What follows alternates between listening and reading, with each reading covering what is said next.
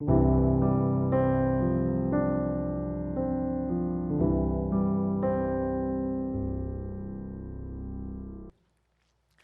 오늘도 하나님을 사랑하는 마음으로 이 자리에 함께 동참하여 주신 여러분들을 주님의 이름으로 진심으로 환영하고 사랑합니다. 네, 제가 항상 이 멘트 할 때 어색하다고 하는데 제가 제 모습을 못 보니까 잘 모르겠습니다. 어쨌든 지난주에 제가 좀 일이 있어서 못했는데 기도해 주시고 걱정해 주시고 해주셔서 잘 지나간 것 같습니다. 감사합니다. 이 자리를 빌어서. 최근에 우크라이나와 러시아 전쟁, 이스라엘과 하마스의 전쟁과 같은 이런 사건들을 보면, 그리고 세계 곳곳에 들려지는 지진 피해들 그리고 자연재해를 보면서 정말 많은 분들은 이야기를 하십니다. 이제는 주님께서 오실 때가 되는 것 같다, 이렇게 말씀하곤 하십니다. 이제는 지구 반대편의 그 일을 이제는 완전하게 볼 수 있는 그런 발달한 시기에 있는 이 21세기에 역사책에서만 보았던 전쟁이 실제 일어났고, 지진과 기근뿐만 아니라 기온변화에 따른 자연재해 그리고 생태계의 변화 등등 정말 말세에만 이루어질 것 같은 일들이 발생되고 보고 있기 때문이죠. 게다가 이런 세상 속에 살아가는 사람들마저도 점점 더 악하게 될 뿐인 것을 발견하게 될 때, 우리는 정말 주님께서 내일 오셔도 될 것 같다라는 생각을 해보곤 합니다. 그래서 저는 이런저런 이야기를 들으면서 혹시 주님이 오시는 것은 아닐까 생각해 보기도 했습니다. 하지만 이제까지의 역사들을 돌아보며 주님이 오실 것 같았으면 그때 오셨겠지라는 생각을 했습니다. 그래서 저는 주님이 곧 오실 것 같다는 그런 말을 들으면 그냥 세상이 좀 너무 뒤숭숭하니까 그런 것은 아닐까라는 생각을 하면서 에이, 아직은 아니겠지라며 뒤로 넘기곤 했습니다.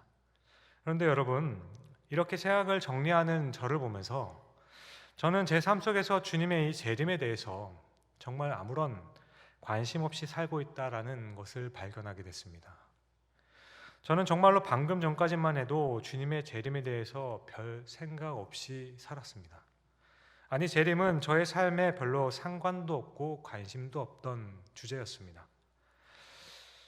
우리가 어떤 상황에서 너무 민감하게 반응한 것도 문제이겠지만 반대로 너무 무딘 것도 문제가 됩니다. 주님이 다시 오신다는 이 약속은 악한 세상에서 고난을 견디며 살아가는 이 모든 그리스도인들에게는 가장 고대하는 그 순간입니다. 주님께서 부르시면 나는 영원한 그 나라에서 안식을 취할 것이다. 또한 그 전에 주님께서 오신다면 그때도 우리는 수고도 눈물도 죽음도 고생도 없는 그곳에서 내가 주님과 함께 영원히 살게 될 것이라는 것이 이 땅을 살아가는 모든 성도들이 가장 고대하고 바라는 믿음의 고백입니다. 그럼에도 불구하고 절대로 그런 일이 없을 것이라고 생각하며 살아가는 이것은 그냥 단순히 주님의 재림을 믿지 않아서가 아닙니다. 이미 수천 년이 지나면서도 이루어지지 않았던 그 약속이 이제는 이루어질 것 같지는 않기 때문이죠. 하지만 주님의 재림을 진정으로 고대하고 살아가는 사람이라면 약속이 더디 이루어진다고 할지라도 그 약속에 무딘 채로 살아갈 수는 없는 겁니다. 약속이 더디 이루어진다고 하여서 마치 그 약속이 안 이루어질 것처럼 잊어버리고 살아갈 수는 없는 거겠죠. 물론 주님께서 오늘이나 내일 오실는지 우리는 알 수 없습니다. 하지만 주님의 재림을 기다리는 사람들에게는 세상이 점점 더 혼탁해지고 어지러워지면, 혹 내 삶이 고난이 너무 깊어지게 되면 주님께서 이제는 오시려는지 생각해 보는 것이 당연하다라는 겁니다. 이런 기대를 가지고 살아가는 것이 바로 믿음을 붙들고 살아가는 모습이 아닐까, 약속을 기억하는 삶이 아닐까 생각해 보았습니다. 그러니까 주님께서 곧 오실 것 같다고 하신 그분들의 말씀인, 그분들의 믿음이 아직은 아닐 것이라고 생각하는 저의 믿음보다는 훨씬 좋은 것이겠죠. 오늘 말씀을 묵상하면서 저는 정말 주님의 재림에 대해서 민감하게 생각하고 살아가는가? 나는 하나님께서 약속하신 그 약속에 대해서 민감하게 삶에서 반응하며 살아가고 있는가라는 것을 질문해 보았습니다. 그렇게 나는 과연 상황을 보면서 내 주변에 이루어지는 상황들을 보고 나의 상황을 보면서 하나님께서 약속하신 그것을 다시 나는 상기하고 있는 것일까? 이것을 다시 한번 생각해 보는 기회가 되었습니다.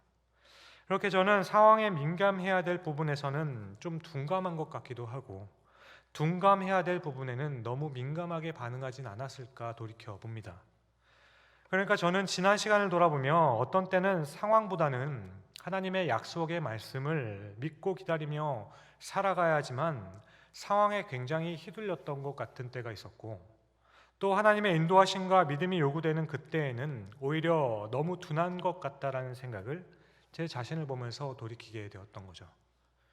말세를 살아가는 우리는 주위에 일어나는 일을 예의주시하고 잘 판단하여서 현명하게 대처해야 합니다. 하지만 동시에 그 변화하는 상황에서 우왕좌왕하기보다는 오히려 약속을 붙들고 굳건하게 서 있을 수 있는 그런 긴장과 균형 감각이 필요합니다. 그렇지만 많은 경우에 저는 반대로 행동하는 때가 참 많았던 것 같습니다. 오늘 본문에는 서로가 각자에게 주어진 이 환경에서, 이 상황 가운데서 전혀 다른 반응을 하는 두 부류가 나타납니다. 한 부류는 사람들은 너무 상황에 끌려다니면서 하나님의 원하심과 뜻을 읽어내지 못하죠. 그리고 다른 한 부류는 상황에 너무 둔해서 상황을 통해서 나타나신 하나님의 뜻과 원하심을 제대로 읽어내지 못합니다. 여기서 먼저의 그 한 부류는 이스라엘 백성들이고 그 다음은 바로 이스라엘 애굽의 왕인 바로입니다. 오늘 우리는 이 두 가지 반응을 통해서 우리들의 각자의 삶을 돌아볼 수 있기를 바랍니다. 말씀을 듣는 가운데 주께서 깨닫게 하시는 은혜가 있기를 주님의 이름으로 축원드립니다. 모세는 두려웠지만 하나님의 약속을 믿고 그 말씀에 순종하여서 애굽으로 갑니다. 그렇게 바로와의 첫 대면에서 모세는 완전하게 참패합니다. 이스라엘 백성들을 구원하려고 하였다가 오히려 이스라엘 백성들의 노역만 더 심하게 만들었습니다.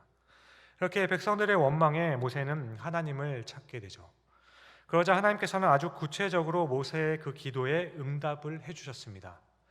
400년 전 아브라함에게 약속하셨던 그 약속의 땅인 가나안, 아브라함과 이삭과 야곱에게 주기로 하셨던 그 약속이죠. 하나님께서는 이스라엘의 하나님이 된다고 말씀하시고 이스라엘은 하나님의 백성이 되어서 끝까지 함께 하시겠다라는 약속을 하십니다. 그렇게 애굽에서 이스라엘을 건져내는 이 약속을 이루기 위해서는 잠시 고난을 당하는 것이라고 할지라도 당할 것이라는 사실에 대한 계시를 해주었습니다. 6장 1절부터 8절까지의 말씀이 그러하였죠. 그러니까 하나님께서는 내가 너희를 반드시 구하여서 너희 조상들에게 약속하였던 그 땅으로 인도할 것이다 라고 말씀하신 거죠. 그리고 그 인도하는 과정에서는 나는 너희의 하나님이 되고 너희는 나의 백성이 될 것이라는데 그 가운데는 아주 잠시 고난이 뒤따르게 될 것이라는 아주 구체적이고 분명하고 확실한 응답을 해준 것입니다. 그런데 사실 여러분, 약속에 있어서 그 약속에 설득력이 있으려면 두 가지가 있어야 합니다. 하나는 그 약속이 매우 구체적이어야 하고 다른 하나는 그 약속을 신뢰할 수 있는 그 확신을 주어야만 하는 거죠. 지나치게 추상적이거나 이렇게 될 수도 있고 안 될 수도 있는 애매함이 있으면 사람들은 그 약속을 믿을 수가 없어서 움직이지 않는 법이죠. 그렇게 어떤 약속을 할 때에는 아주 구체적인 내용이 있어야 합니다. 그리고 믿을 수 있는 확신을 줄 수 있는 그 신뢰할 수 있는 설득력이 있어야 하는 거죠. 저는 제 아이들과 한 약속은 어떻게든 잘 지키려고 노력하는 편입니다. 그리고 그것이 되지 않았을 때는 진심으로 사과를 하고 용서를 구하며 다른 부분으로 체험을 주려고 다시 약속합니다. 그러니까 한 날은 주일 예배를 다 마치고 나서 오후에 이제 시간이 나니까 저녁 식사를 하기 전에 불광천에 가서 자전거를 같이 타기로 약속을 했었습니다. 그리고 만일 이 약속을 지키지 못하면 아빠가 이 약속을 지키지 못하면 일단 먼저는 아이스크림을 사줄게. 그리고 다음 주에 다시 타고 갈 것을 약속했습니다. 그런데 이때 소율이가 딜을 합니다. 네, 거래를 해요. 만약 자전거를 갖지 못하면 아이스크림은 일단 사주는 것이고, 다음 주에는 자전거를 타고 나서도 아이스크림을 사달라고 해요. 이런 거 누구 닮았는지 아주 영특합니다. 그런데 지금 갑자기 또 생각해 보니까 아빠와 자전거 타는 것보다는 아이스크림이 더 밀려 있는 거 아닌가 싶은 생각이 드네요. 아무튼 어쨌든 저는 아이들과 시간과 약속을 특정했고, 이제까지 약속을 어떻게 지켜줬는지 알고 있는 제 아이들은 제 말을 신뢰하며 그래? 라고 했습니다. 그러니까 구체적인 내용이 있고, 이제는 제가 했던 행동들로 인해서, 이제까지 했었던 나의 행동들로 인해서 아이들은 신뢰를 얻고 설득을 당한 거죠. 제가 설득을 당한 것 같기도 하고요. 아무튼 그런데 여러분, 하나님의 약속은 제가 아이들에게 약속한 것보다 훨씬 더 구체적이고 확실한 겁니다. 저는 한낱 인간으로서 미래를 예측할 수도 없고 확신할 수도 없습니다. 하지만 하나님께서는 모든 미래를 알고 계시고 주관하시기에 완벽한 확신을 주실 수 있는 분이시죠. 그런 하나님께서 이스라엘을 향해 너희는 나의 백성이 될 것이라 하십니다. 너희는 나의 백성이 되고 나는 너의 하나님이 될 것이다 라고 약속해 주세요.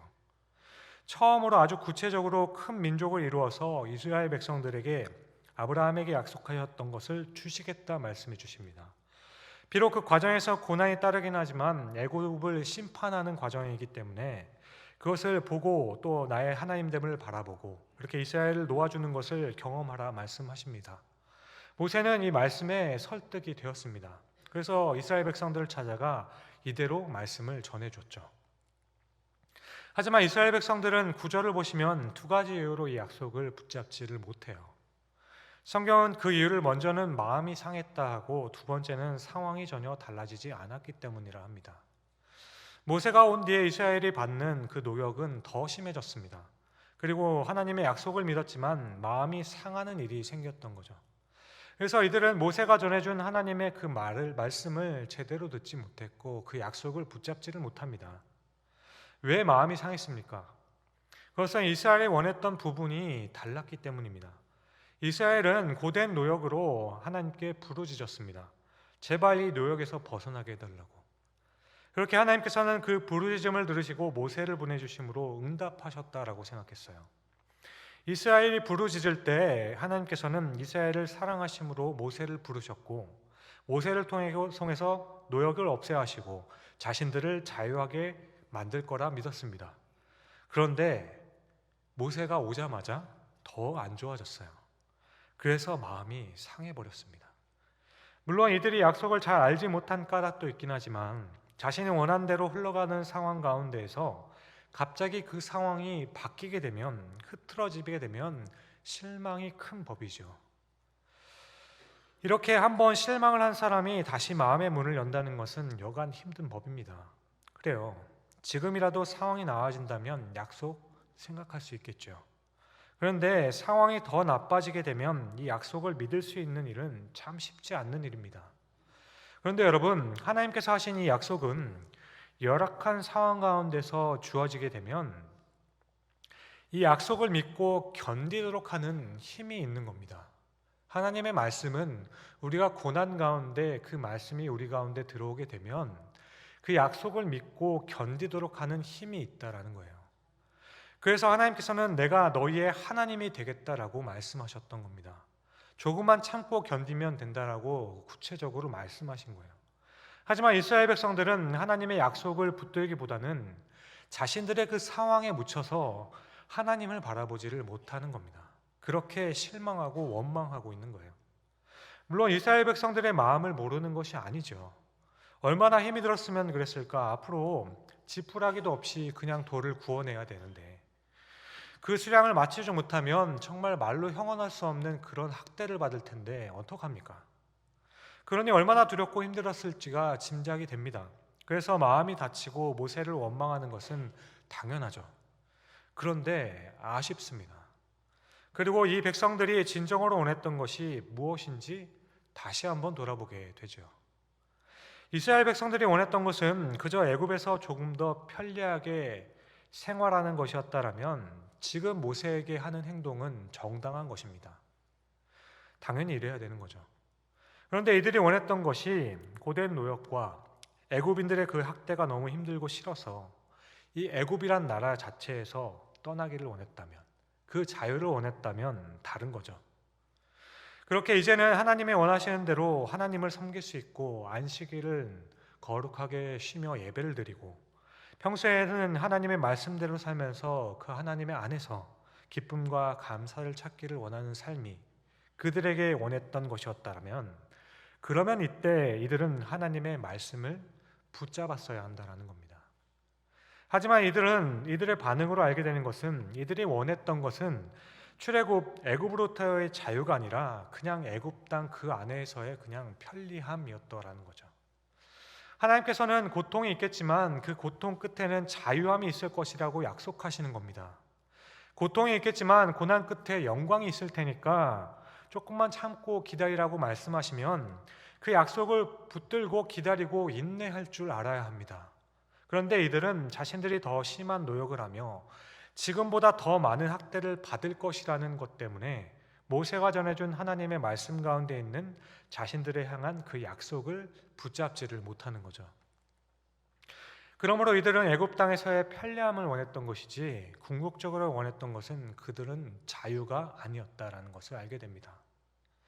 그런데 비단 이런 모습은 우리의 모습이 아닌가 싶습니다. 주님께서는 임마누엘의 하나님으로 이 땅에 오셨습니다. 주님은 하나님께서 우리와 함께 하시겠다라는 확실한 그 약속의 증거로서 우리한테 오셨어요.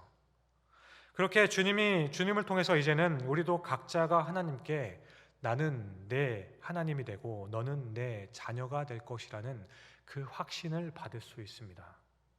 그 약속을 받았습니다.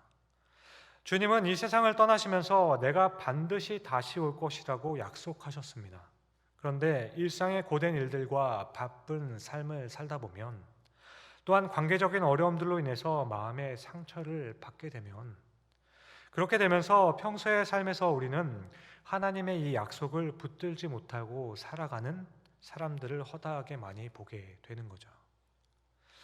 그렇다면 사랑하는 성도 여러분, 우리가 정말로 바라고 원하는 것은 무엇인지를 돌아봐야 합니다.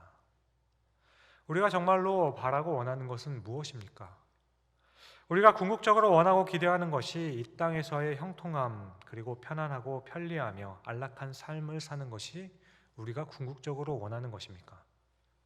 그러면 하나님께서 내 기도에 응답하지 않으실 때, 나의 원함을 들어주시지 않고 내 가족, 아니 나에게 혹 큰 병을 허락하실 때 우리는 원망하고 하나님을 떠나는 것이 당연한 겁니다.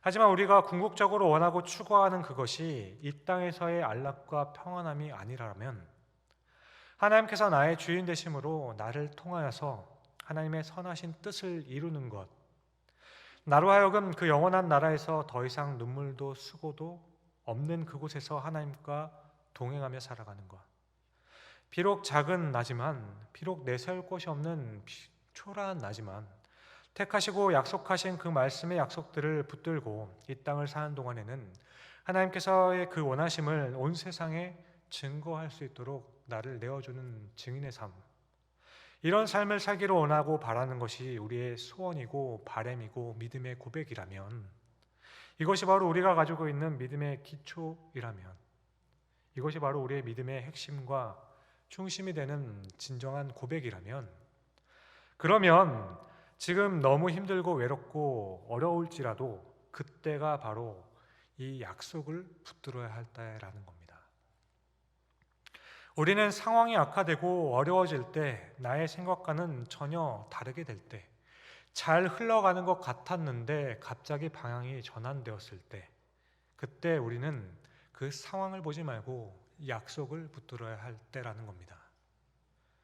사랑하는 성도 여러분, 하나님께서는 우리에게 내게 나의 하나님이 되신다 약속하셨습니다. 하나님께서는 우리에게 이 고난의 끝에 영광을 주시겠다 말씀하셨습니다. 우리가 궁극적으로 원하는 것은 이 땅에서의 부귀 영화가 아닙니다. 우리가 궁극적으로 원하는 건 영원한 하나님의 나라에서 우리가 누리게 될 그 영원한 하나님의 나라의 영광입니다. 그러므로 우리가 지금 많이 힘들고 당황스럽고 혼란스러웠지만, 그때 우리는 상황을 보는 것이 아니라 오히려 약속을 붙들어야 하는 때라는 겁니다. 그 약속을 붙들지 않으면 우리는 넘어질 수밖에 없는 거죠. 상황을 보게 되면 너무 열악하고 힘들어서 우리는 쓰러지고 넘어질 수밖에 없는 존재인 겁니다. 이스라엘도 애굽을 벗어나 하나님의 자녀로서 참 자유를 누리는 것이 참 좋았습니다. 하지만 당장에 이 힘든 노동과 학대에서 벗어나게 않게 해주심이 그냥 섭섭하게 생각되는 것이 이해되는 부분이기도 하죠. 하지만 그럼에도 불구하고 이때 우리가 이해하면서도 같이 격려하며 기억해야 할 것은 하나님께서 우리에게 하신 그 약속을 기억할 수 있게 해 주어야 한다는 겁니다. 하나님께서는 우리를 반드시 지키십니다. 하나님께서는 우리에게 하늘의 영광을 허락하십니다. 그러므로 우리는 급변하는 상황과 우리가 감당하기 어려운 환경에서 우리는 우리 자신을 진지하게 돌아볼 수 있어야 합니다. 우리가 힘들다고 생각할수록 하나님께서 나에게 하신 그 약속을 붙들고 굳건하게 서야 하는 거죠.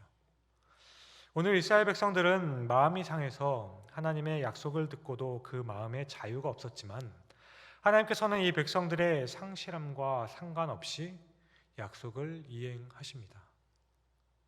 그렇게 약속을 실행하세요. 그렇게 하나님께서 오늘 6장 29절에 모세에게 바로를 만나라고 하시죠.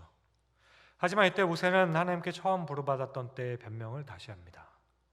6장 30절이죠. 모세가 여호와 앞에서 아뢰되 나는 입이 둔한 자오니 바로가 어찌 나의 말을 들으리까.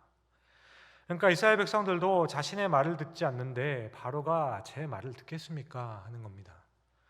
이스라엘의 그 반응에 모세도 한 번 더 무너지게 된 거죠. 그런데 여러분, 그래서 오늘 이 말씀에 하기 전에 아주 재밌는 말씀이 중간에 있어요. 그것은 6장 14절부터 등장하는 모세의 족보입니다. 어떻게 보면 이 글의 흐름과는 전혀 관계없이 갑자기 뜬금없이 웬 족보라고 생각들죠. 레위의 족보가 등장합니다. 조상들이 얼마를 살았고 누가 대를 이었는지 말씀합니다. 그런데 이 말씀으로 하나님께서는 모세에게 용기를 주시는 거예요. 그러니까 모세의 족보에서 통해서 말씀하시려고 했던 하나님의 의도는 다시 한번 약속을 상기시키는 겁니다. 여기서 모세에게 용기를 주시며 하시는 말씀은 비록 보잘것없고 나약한 자 같으나 레위 지파요 제사장의 후손으로서 너 모세와 아론은 하나님께서 택하신 자들이요 하나님의 대언자가 되기에 충분하다는 그 사실을 다시 깨닫게 하시고 인식시키기 위해서 이렇게 말씀하셨다 생각합니다. 처음 택했던 그 대대가 계속 이루어지고 지금까지 이어져 있고 그 약속이 지금도 이행되고 있다는 사실을 보여주는 거죠. 상황과 여건에 함몰되어 있는 이스라엘과 같은 상황에 있는 그 모세에게 다시 너에게 주었던 그 약속을 상기시키고 용기를 주시기 위함이 아닐까 생각합니다. 그렇게 하나님께서는 이 말씀을 하신 후에 모세에게 다시 가라고 말씀하죠. 하지만 다시 한번 고질적인 변명을 한 겁니다. 누가 나의 말을 듣겠습니까? 모세의 짐작은 정확하게 맞아 떨어집니다. 바로는 모세의 말을 전혀 듣지 않죠. 그러나 시간이 지날수록 이 약속, 바로는 말을 듣지 않을 것이고 재앙을 다 받은 후에 나가게 될 것이라는 이 말씀, 하지만 그 재앙 가운데 나는 너의 하나님이 될 것이라는 이 약속이 성취되는 모습들을 보면서 또 12장 31절 이하를 보면 마침내 이루어지는 출애굽의 그 상황에서 오늘 7장 1절에 바로에게 신과 같이 된다는 말씀의 성취가 이루어짐을 모세는 느끼면서 바라보면서 모세는 하나님을 신뢰하는 사람으로 성장하게 되죠.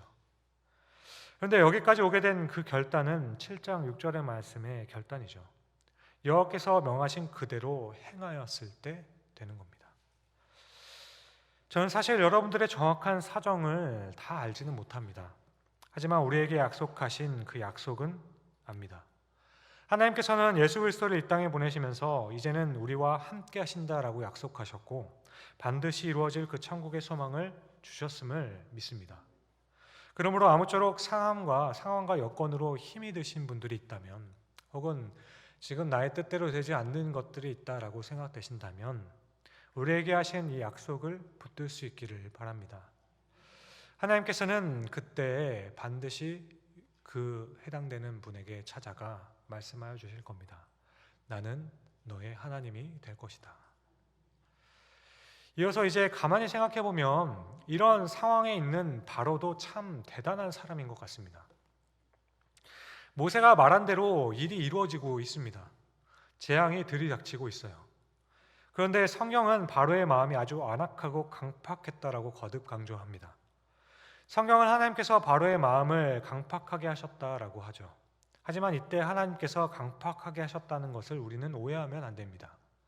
그러니까 바로의 마음은 더할 나위 없이 유순한 사람이었는데 하나님께서 그의 마음을 악하게 만드심으로써 하나님의 뜻을 이룰 수밖에 없도록 억지로 어쩔 수 없이 하나님의 뜻에 순종하여서 마음이 강팍해졌다는 것이 아닙니다. 이것은 바로의 마음은 워낙 강팍함에도 불구하고 그 바로의 강팍함을 뛰어넘는 하나님의 주권적인 계획이 이 가운데 있었다라는 말씀이에요. 하나님의 주권적인 계획 때문에 바로의 마음을 강팍하게 만드신 것처럼 보이게 되는 거죠. 하지만 이것이 문제가 되지 않습니다. 왜냐하면 하나님께서 하실 일이기 때문입니다. 그러니까 하나님께서는 바로가 자신의 마음을 그냥 강팍하게 하도록 내버려 두신 겁니다. 허락하신 거죠. 모세가 바로 앞에서 말했던 것이 다 일어났습니다. 일어나고 있습니다.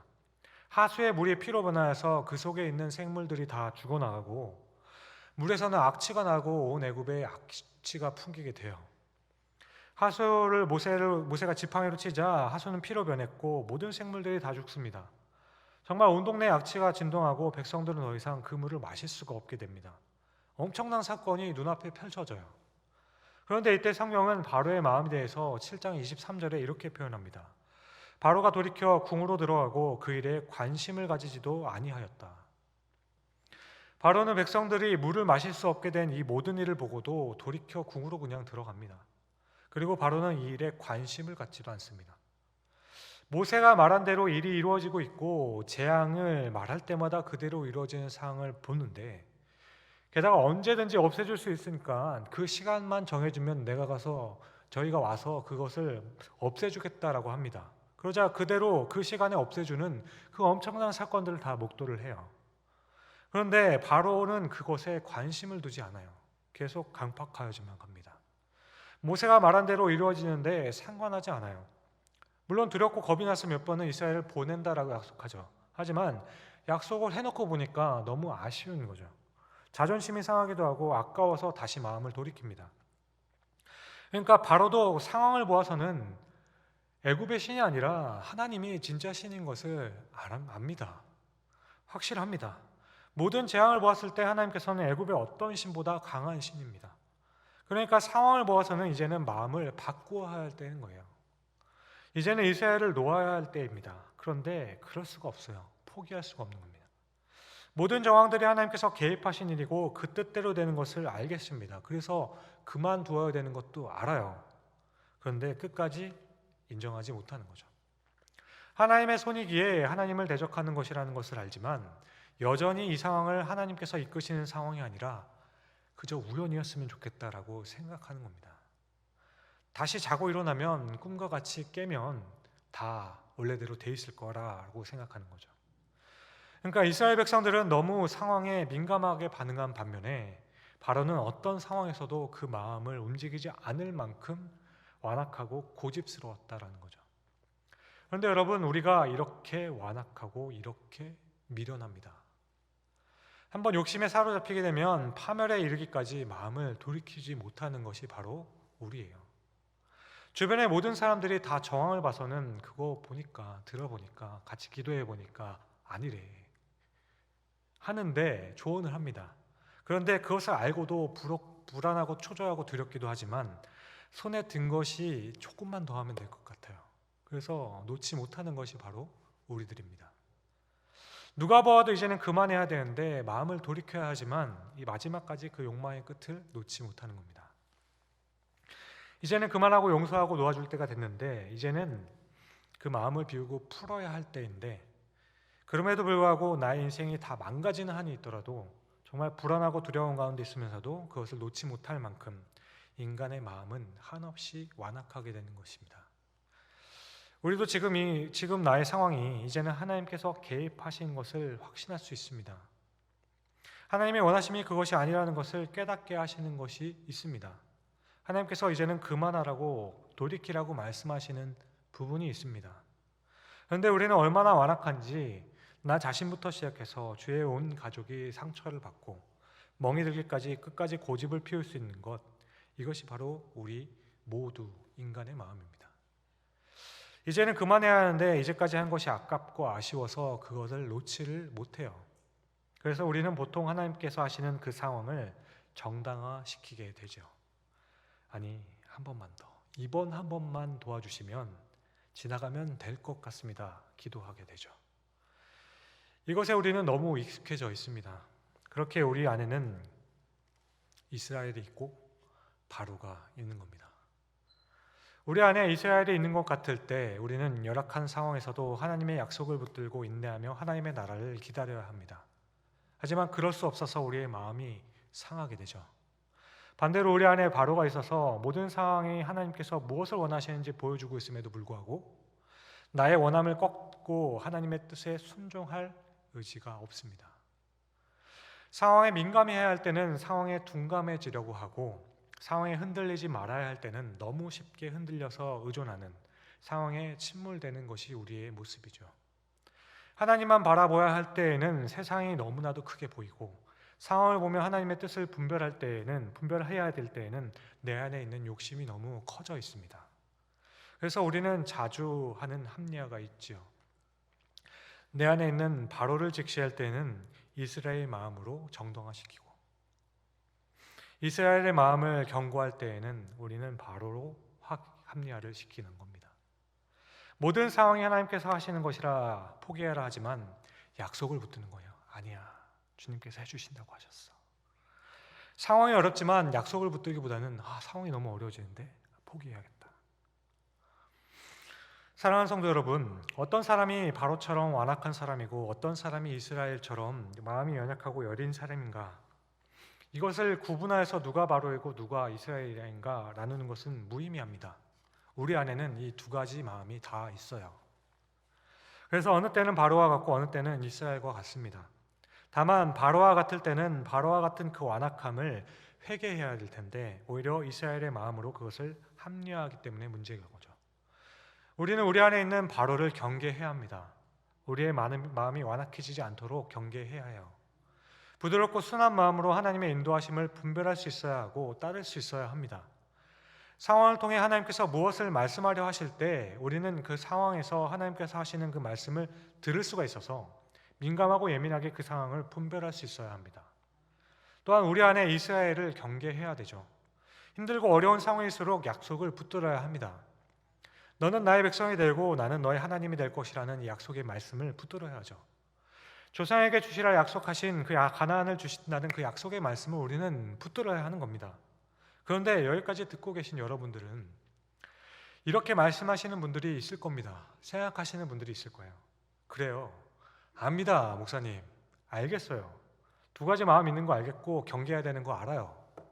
그런데 그게 조절이 안 되는데 어떡하라는 겁니까? 문제는 그게 안 되는 거잖아요.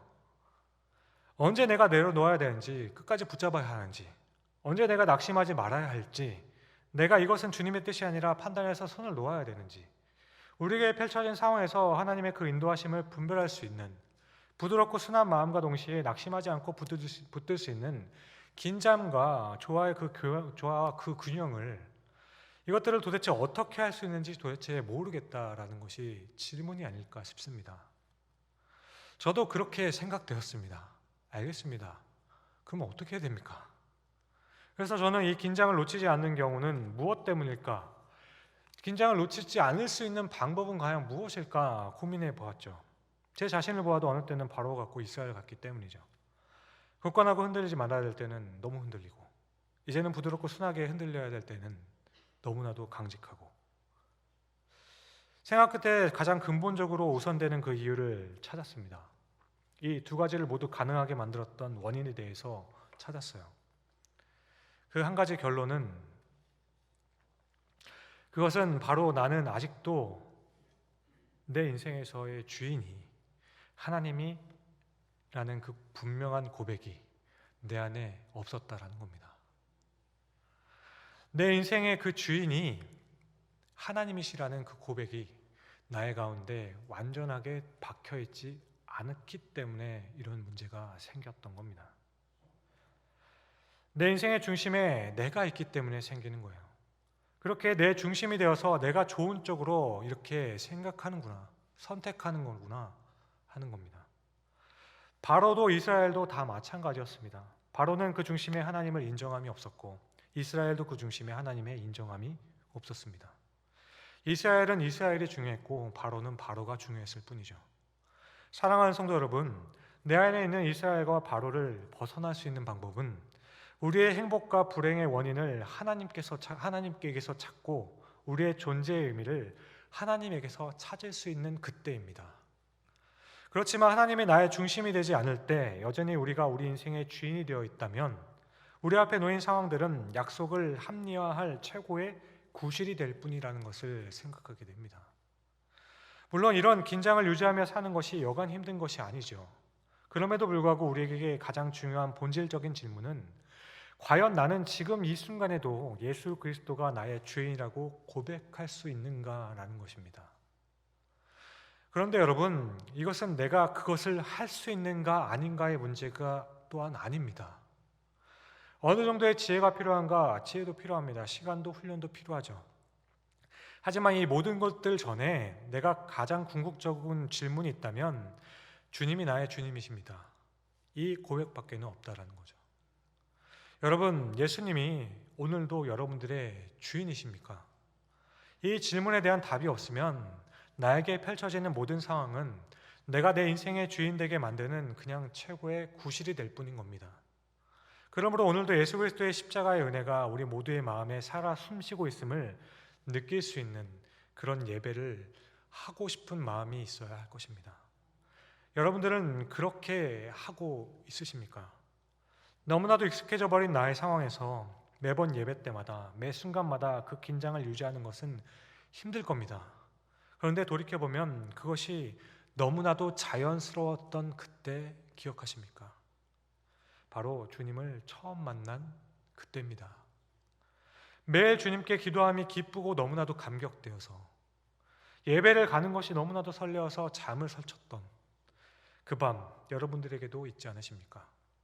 그러므로 하나님은 저는 바로처럼 되지 않게 해주셔서 하나님 저는 이스라엘과 같이 않게 해주셔서 이 기도를 하기 이전에 우리가 꼭 해야 되는 고백과 기도는 하나님 너무 힘들고 어렵고 많이 힘들지만 나를 위해 이 땅에 오셨고 십자가에서 죽으심으로 영원한 생명을 주셨던 나에게 진정한 삶의 의미를 발견하게 해주시고 생명을 주셨던 그 주님을 다시 한번 만나고 싶습니다. 바로 그 주님이 나의 주님이십니다 라는 이 고백일 겁니다. 나는 이 주님을 이 땅에 살아가는 동안 믿고 붙들고 살아가기를 원합니다. 이제 더 이상은 내 인생에 내가 주인이 되지 않기를 바랍니다. 이 원초적이고 원론적인 고백, 이 감격과 감사가 넘쳐야만 우리 안에 이스라엘과 바로가 물러갈 수 있는 겁니다. 어떤 상황이라 할지라도 바로와 같이 되지 않고 이스라엘과 같이 되지 않을 수 있는 그 비결, 바로 이 고백 가운데 있다 생각합니다. 여러분, 예수님이 바로 나의 주인이십니다. 기도하겠습니다.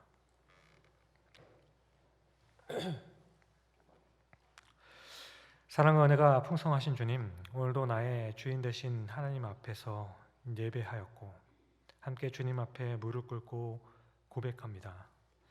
나의 주님, 예수 그리스도의 그 은혜와 사랑에 인하여서 감사하며 베드로가 고백했던 그 고백을 나도 하길 원합니다.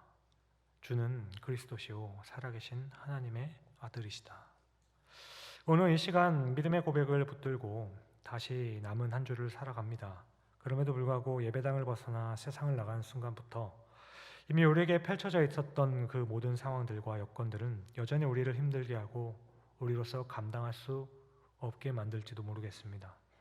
그러므로 주님의 이름을 부르고 고백하는 모든 하나님의 그 백성들에게 주님의 은혜가 떠나지 않게 하여 주시옵고 그 은혜를 붙들고 살아가는 모든 주님의 자녀들 될 수 있도록 주님 도와주시옵소서. 모든 상황 가운데서 내가 중심이 아닌 주님이 나의 중심이 되어서 상황을 잘 판단하고 절제하며 하나님의 손에 붙들려서 사용되는 귀한 그 하나님의 자녀, 그런 하나님의 아들과 딸들의 삶이 될 수 있도록 주를 부르짖는 모든 자들에게 그렇게 깨닫게 하는 은혜를, 의심보다는 믿음을 더하여 주시옵소서. 감사합니다. 이 모든 말씀을 세상의 풍파로 무거운 멍에를 메고 찾아온 우리를 일으키시며 그 모든 멍에를 벗기시고 우리에게 다시 살아갈 수 있는 힘과 용기를 우리의 의심 없는 그 믿음 안에서 더 풍성하게 허락하시는 우리 구주 예수 그리스도의 이름으로 기도합니다. 아멘.